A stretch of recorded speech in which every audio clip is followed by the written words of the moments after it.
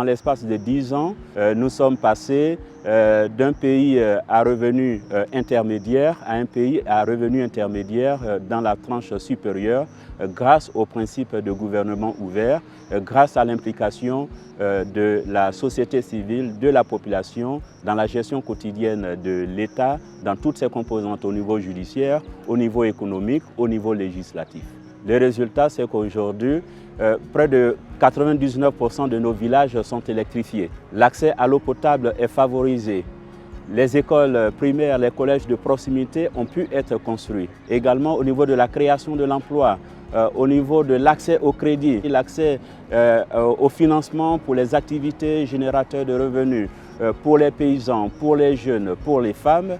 Tout ça, c'est le produit, c'est des actions concrètes, c'est les résultats concrets du principe du gouvernement ouvert dans le cadre de la mise en œuvre du plan national de développement. Le processus d'élaboration de la stratégie nationale de lutte contre la corruption a été considéré comme un instrument pour accompagner le développement de la Côte d'Ivoire.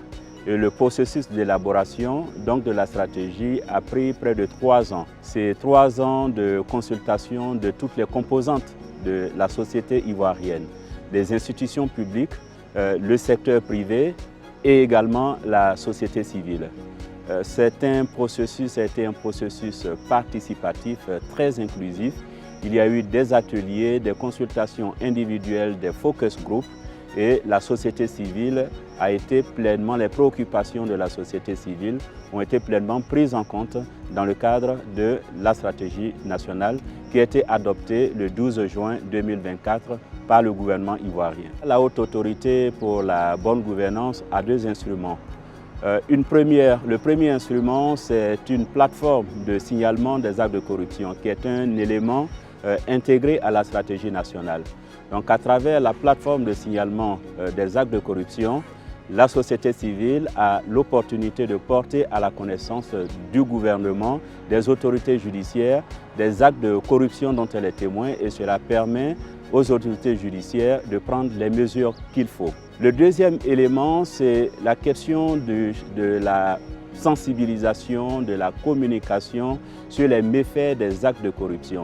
Nous avons travaillé en étroite collaboration avec les instances de l'OGP en Côte d'Ivoire et dans le cadre de la mise en œuvre de la stratégie nationale, nous avons mis en place un programme national de 5 ans qui décline les différents axes de mise en œuvre de la stratégie nationale.